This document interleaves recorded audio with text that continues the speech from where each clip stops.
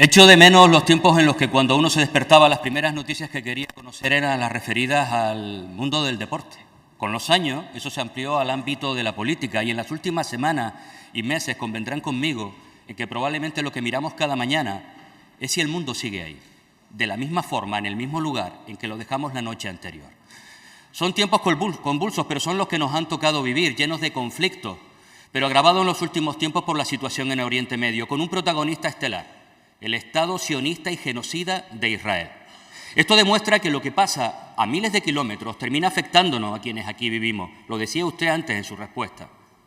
Ni le cuento con lo que pasa a poco más de 100 kilómetros de aquí. Hablo ahora de otro Estado opresor, Marruecos. Traigo esta pregunta porque seremos conocedores de la mayoría de acuerdos estratégicos que en los últimos tiempos Israel y Marruecos han ido cerrando en materia de seguridad, sobre políticas y armamento en materia de defensa avanzada, sobre espionaje cibernético, adquisición de drones y satélites israelíes que pueden operar a más de 1000 kilómetros y que controlan perfectamente el espacio aéreo, marítimo y terrestre de Canarias. Esto es preocupante con cualquier Estado vecino, pero muchísimo más si ese Estado se llama Marruecos, cuya política fundamental es la de los hechos consumados. Cuando es un país que evidentemente expansionista en el ámbito territorial, en tierra y sobre las aguas territoriales de Canarias, sobre los intereses energéticos y minerales que se encuentran debajo de esas aguas. El Sáhara es un claro ejemplo de esta política. Por eso volvemos a denunciar, señor Clavijo, su posición absolutamente irresponsable e impresentable, aceptando la marroquinidad del Sáhara frente al consenso que en Canarias siempre existió, y le pedimos que vuelva a la senda del acuerdo unánime en nuestra tierra. Lo digo porque quien piensa que vendiendo a algunos para mejorar nuestras posiciones ese es un buen negocio, con Marruecos se equivocan porque son insaciables. Volviendo a la pregunta, sobre todo en esa relación entre dos Estados con los perfiles que acabo de anunciar, Israel y Marruecos, con esos intereses estratégicos compartidos, ¿cuál es la posición del Gobierno de Canarias dentro del ámbito de sus competencias, evidentemente? ¿Cuáles son sus inquietudes, si las tiene? ¿Cuál es la información que maneja sobre este aspecto? ¿Cuáles son los escenarios que contempla? E incluso, ¿qué tipo de consultas, si las está haciendo con el Gobierno de España ante este escenario geoestratégico con un actor absolutamente relevante que nos parece el Estado en este momento más miserable del mundo, Israel?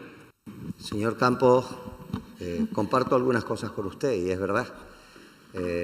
No sé si es el nuevo orden mundial o el nuevo desorden mundial a lo que estamos viviendo, que efectivamente en un mundo globalizado todo nos afecta y nos afecta especialmente a aquellos territorios que somos más vulnerables y obviamente pues toda esta situación belicista, la guerra de los aranceles de Donald Trump, lo que puede poner en peligro la economía de la eurozona, los principales países emisores de turistas que vienen a Canarias y por supuesto todo lo que está ocurriendo, que se está afectando además en la ruta migratoria que obviamente pues se ha desplazado a la zona de Canarias. Yo puedo entender que eso como debate y reflexión es importante que lo hagamos, pero atribuirle al Gobierno de Canarias las relaciones exteriores de España yo creo que es un poco desmedido, señor Campos. Nosotros no definimos la política exterior. Mi partido político ha dicho claramente lo que opina, pero las instituciones tenemos que acatar lo que definen otros y son aquellos los que tienen competencia. Mire, la pregunta que usted hace, nosotros el contenido básico, que además se firmó el 22 de diciembre en el año 2020 con el visto bueno de Estados Unidos o la supervisión, no tenemos especial información. Es la relación entre dos países. Como comprenderá, si España incluso nos deja al margen de las negociaciones que tienen ellos bilaterales, pues entre Marruecos e Israel, pues ya me contará usted, el Gobierno de Canarias, qué puede saber. Pero sí le digo que después se firmó un memorando de defensa en el año 2021, probablemente todos esos acuerdos comerciales de drones vienen de ahí, y que luego también se hizo una participación en las maniobras militares del Africa Lion, que fueron en el año 2022. ¿Por qué le hago esta referencia? Porque gobernaban ustedes en aquella época. Y yo no vi esa inquietud ni esa preocupación por parte de su fuerza política respecto a preguntarle a quien ostentaba la presidencia aquí en el Parlamento de Canarias qué ocurría con aquellas maniobras. De eso han sido 4 o 5 años. Nosotros ahora mismo estamos preocupados precisamente por la situación. Le hemos exigido al Gobierno de España, al Ministro de Asuntos Exteriores, que es quien define la política exterior de España con los terceros, Ya le digo, nosotros entre Marruecos e Israel no somos Donald Trump ni queremos serlo, vaya de paso, pero desde luego le hemos pedido que nos mantenga la información y que en esas reuniones convoque al representante de Canarias.